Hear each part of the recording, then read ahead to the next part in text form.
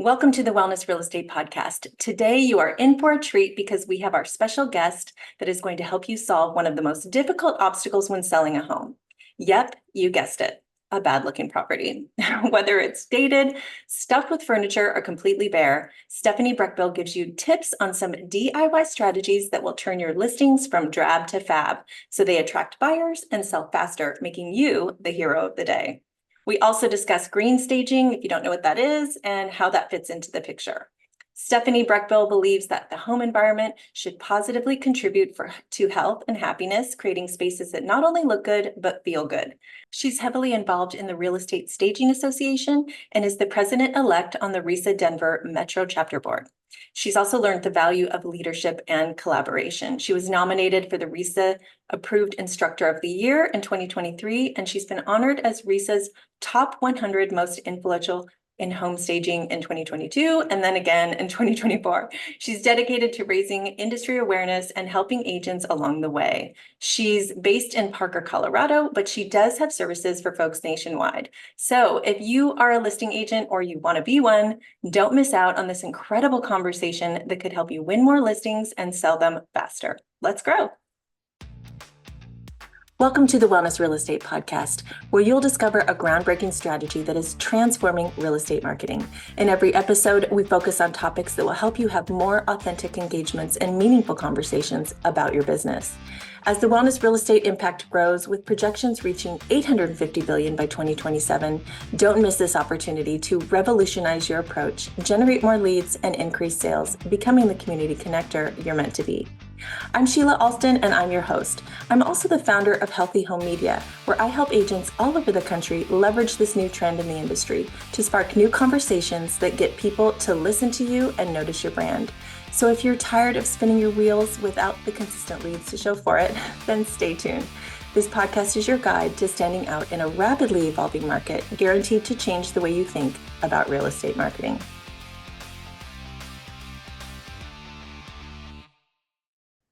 Hey, I'm so excited that you're here today because I have Stephanie Breckbill here, and she is the owner of SLB Design Company.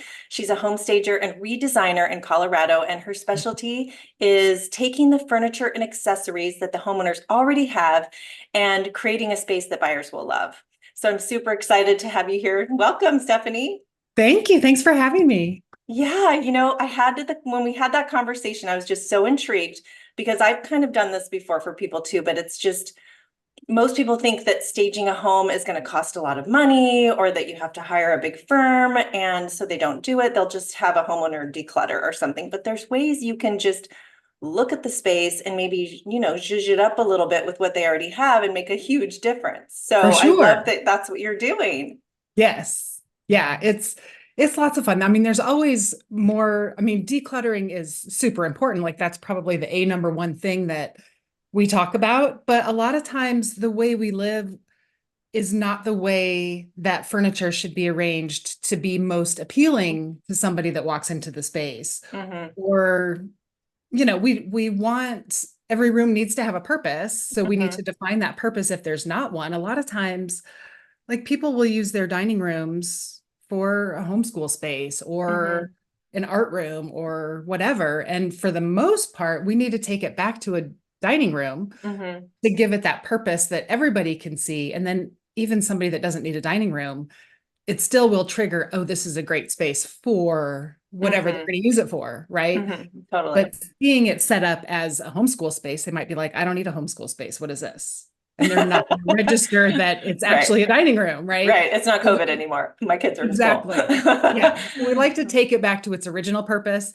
and give it a purpose so that every room somebody walks into like welcomes them and greets them. So furniture placement is a big part of that. We want to create flow, make sure there's enough walking space throughout and just even create those like wellness spaces. If they have a workout space, like let's accentuate that. Is there a cozy corner that somebody could sit and read every morning and drink their tea? Like creating those spaces that feel good, that people want, even if they don't know they want them. Right. Like, Yeah, off the master bedroom, we used to have this, in this house that we sold, we used to have this little like veranda off the side, which we never used. But when we bought the house, we were like, oh, isn't that nice?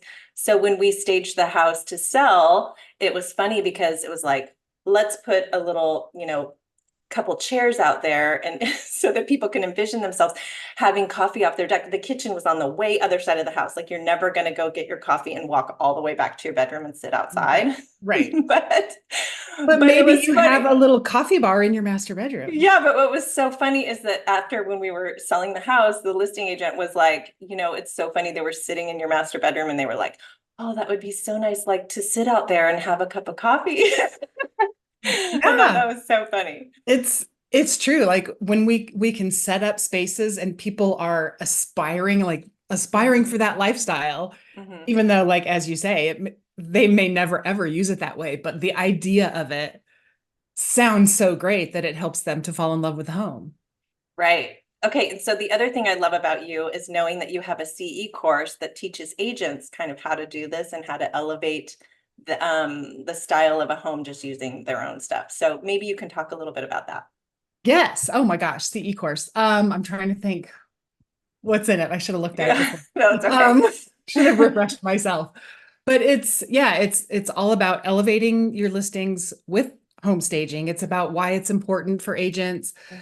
how they can include it sort of as part of their listing presentation. So it Mhm. becomes part of the value that they're adding to their clients. Um, Telling people, hey, I'm gonna give you this. My stager's gonna come, then my photographer's gonna come. And this course is a lot for people who maybe don't know too much about staging yet, or maybe they know, but they're not quite ready to hire a pro. Mhm. So they just need to learn more so that they can give their clients the information about staging and they're giving them correct information. So Right. it's basics. It's the basics of design. There's four like fundamental design principles that we talk about in that CE course. And it's a great course. It's uh, 2 CE credits in Colorado. It's a 2 hour long course. So, and Mhm. I know I have a friend who has CE courses kind of across the nation. So I Mhm. could, if somebody's interested, I could definitely see about getting it Yeah. available other places, or they could just take the course and not get CE, but But why agents do want their that? CE Yeah, credit. exactly. So if you are an agent that's not in Colorado, just reach out to Stephanie. I'll put her information at the end of this. And so you can reach out to her to say, hey, I want this in my state. But Yes. that's pretty exciting. So can you share maybe a little bit of kind of if an agent were to go into a listing, they're like, you immediately know it's a disaster.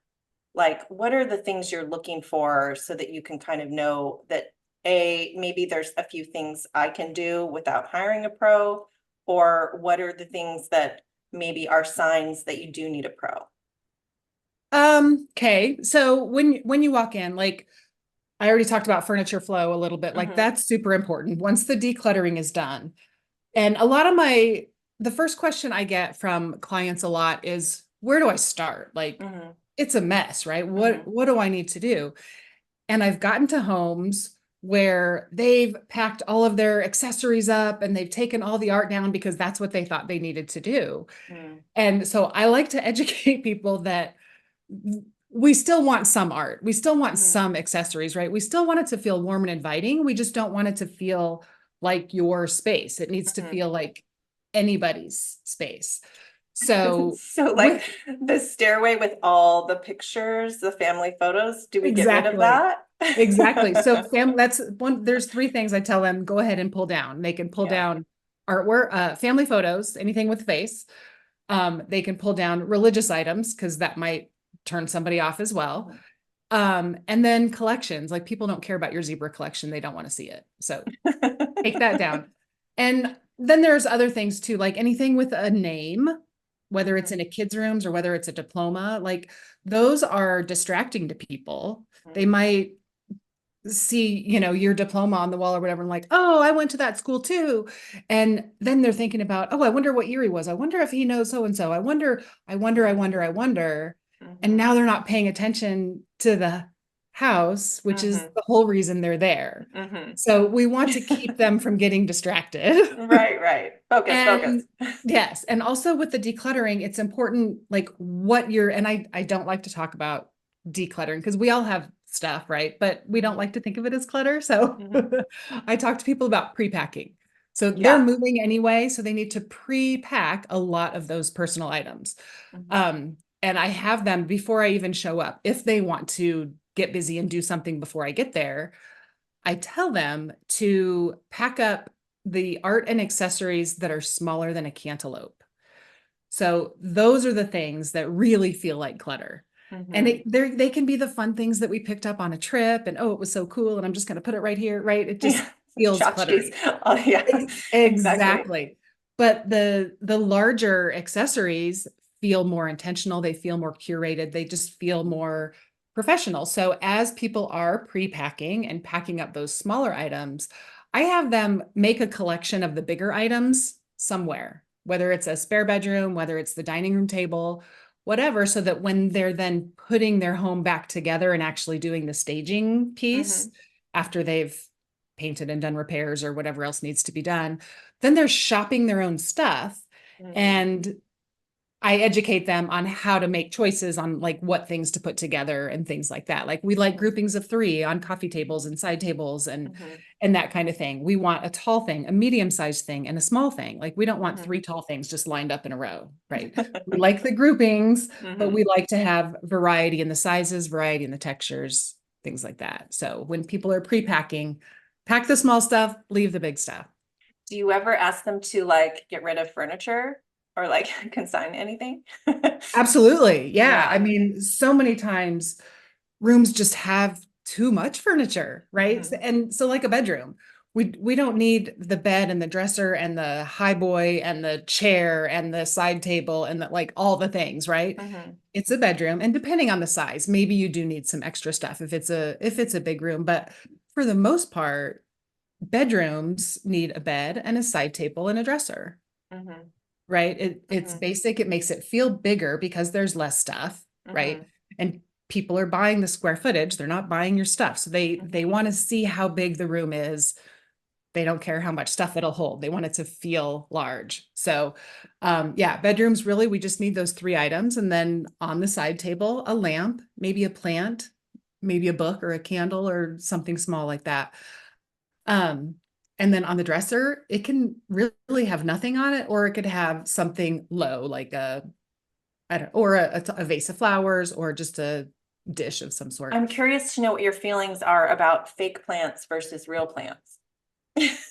I like fake plants because like to kill plants. Yes, but there is a And quality difference in some fake plant, like some are for sure, obviously fake, so it's I agree. I like some fake plants as long as they're nice quality and they as long look as they're the nice ones. So that's Mhm. one thing. A lot of agents have trouble with, like they might walk into it. Not all. There are some realtors that are really good at telling clients what they need to do, but there's some that just don't even notice Mhm. those fake plants from 1982 that are Mhm. dusty and awful, right? Those always just have to go. We don't Mhm. want to use those at all. Mhm. So when I recommend plants, if they're plant people, I recommend that they get real plants if they're able to water them and keep them alive throughout Mhm. the process. If they're not, I tell them to go to Target, go to IKEA, get those little, they have little $5 plants that come in like a white base and it's just a little plant and it's just a nice little, they add life to a space, they add warmth to a space. They're Mhm. just, that little greenery, that natural feeling, right? Mhm. That's Mhm. all, it's all good. Mhm. Um, so yeah, I like those in bathrooms, on side tables, Mhm. in a bigger one in the kitchen, maybe. Like we just want to bring plants kind of everywhere. What And if I someone has advocate. like a greenery section in their, by a window and they've collected every orchid that they've ever had? We What we do you usually think? we usually disperse those throughout the house. Okay, yeah. Yeah. I mean, unless there's once in a while, if there's like a shelf that's in front of, not even a shelf, but like a table, like a single space, not like Mhm. 12 spaces high, Mhm. a single space in front of the window that's got a few, maybe like 3 plants on it. Mhm. We don't want like it covered with Mhm. 27 plants on the top in front of the window.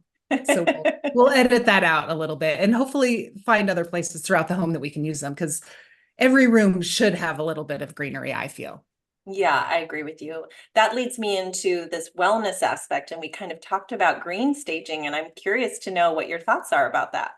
Yeah, I try to incorporate a little bit of green staging into what I do, just Mhm, educating people that, like, the world out there is back to the what they're aspiring for, right? The world out there is aspiring to have a natural, peaceful, beautiful space. mhm, And the whole green staging wellness thing kind of comes into that. So if we mhm. show them greenery throughout the home, if we show them a Zen place where they can hang out and meditate and pray, or, whatever they're going to do there. Exercise or do yoga or something like that. Exactly. Anything like that.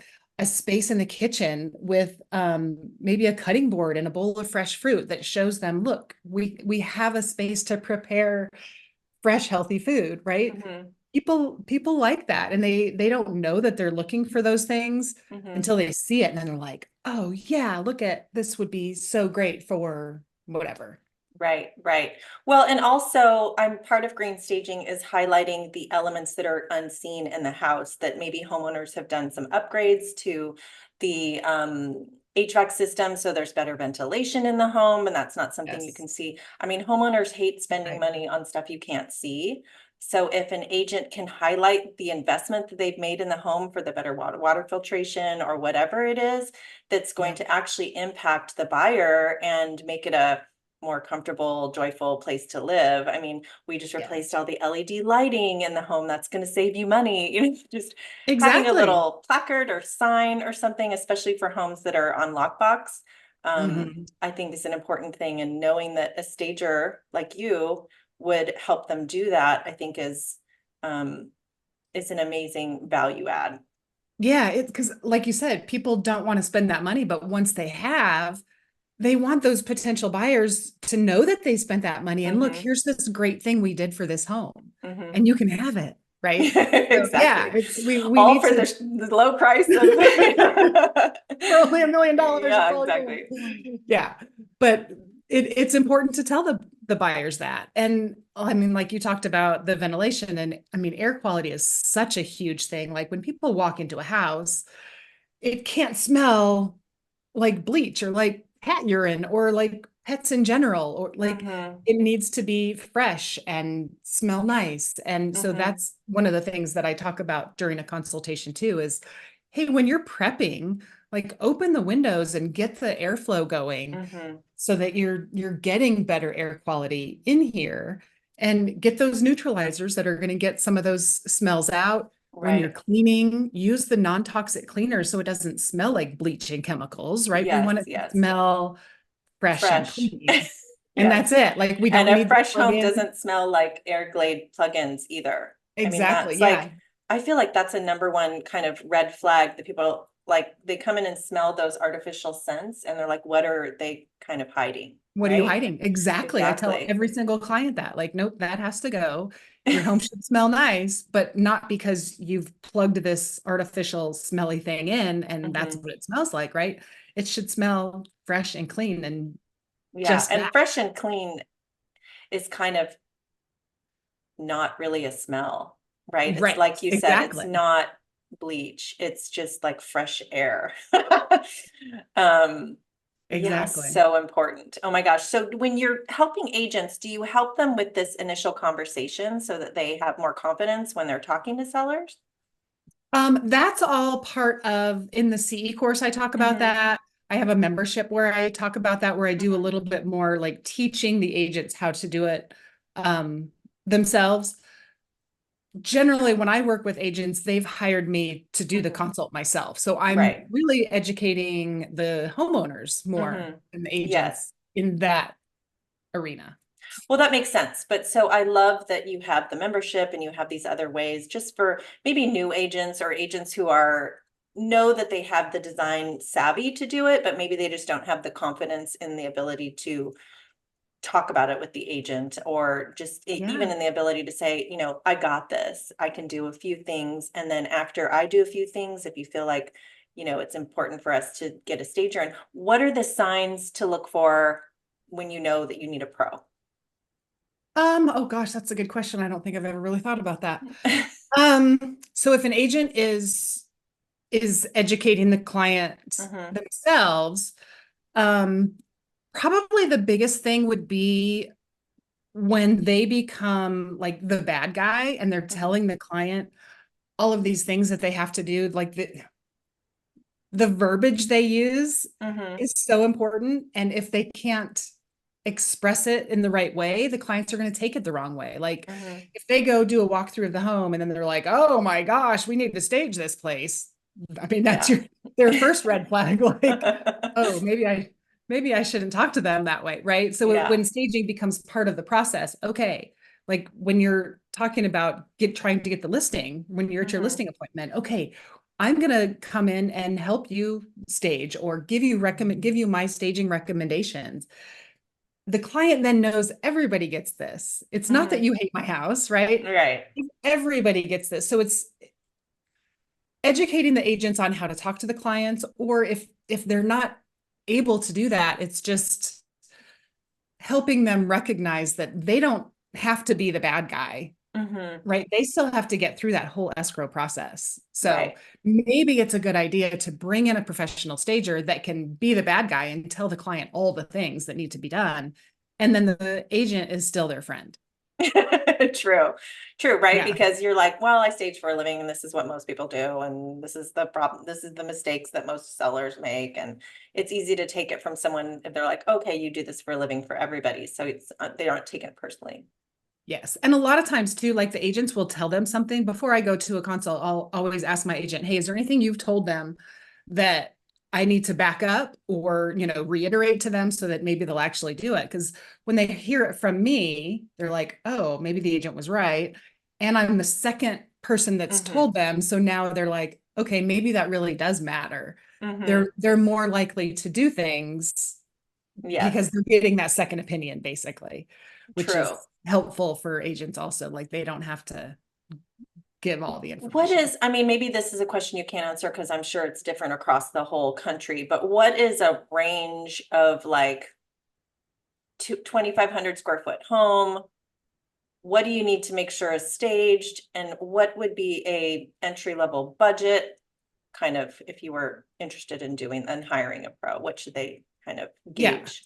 So for me, I do the consultations. It's an hour and a half to 2 hours, and we walk through. I have the client take notes, and I just give them all the recommendations so that they can actually do the staging process.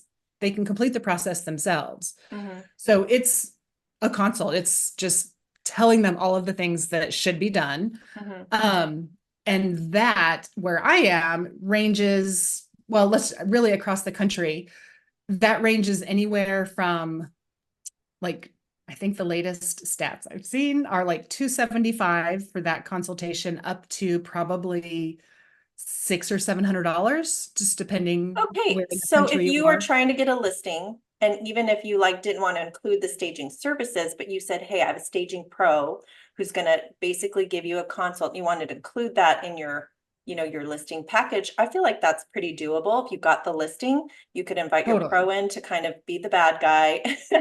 Right. Give them the list of Yeah, DIY stuff, and then you could look at that list together and say, okay, I'm gonna help you. We'll do these first things together, and then we'll take a look. And for then if they were sure. like, okay, these people are real minimalist, they don't really have anything, we need to come in with some stuff to stage it. What should they expect on spending if it's, and what rooms would you recommend doing?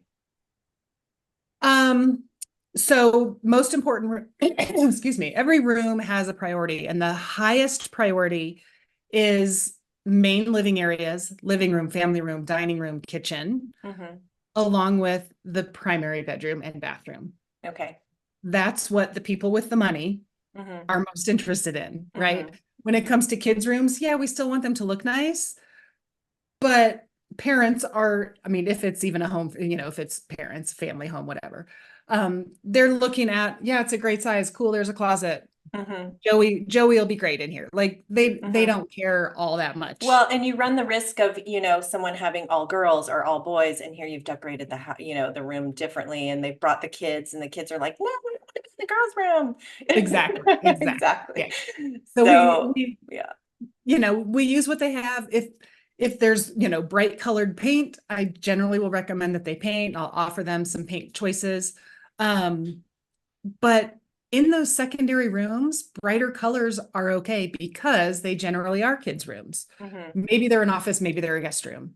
Mhm. But a lot of time, it depends on the demographic, and that's important too, as to who we have to know who might be looking at this house, right? Yes, you bring up an important part about the paint, because I'd like to say that there are so many listings where I don't know if the agents told them or the homeowner is like, okay, I need to paint everything white. Mm, And they've picked the wrong white that doesn't go with the wood in the house. And yes.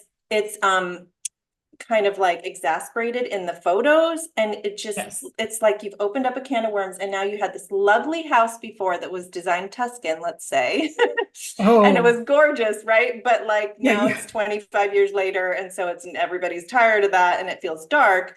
But painting a white that has no warmth to it, and having that cold white next to all the cherry wood, and I mean, just Yes. looks You can't. so bad. You can't do that. So Paint consultations are one of my yes. favorite. I do them as a standalone, but I also do them when I'm staging, like, because Hmm. a lot of times people need to stage. Sorry.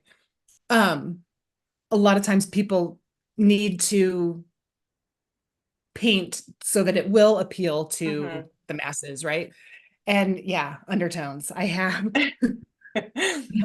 my samples here. I'll show you. And like if I'm not in person, if I'm doing it virtually, I Hmm. tell people to go get a variety Yes. of neutral colors. Yes.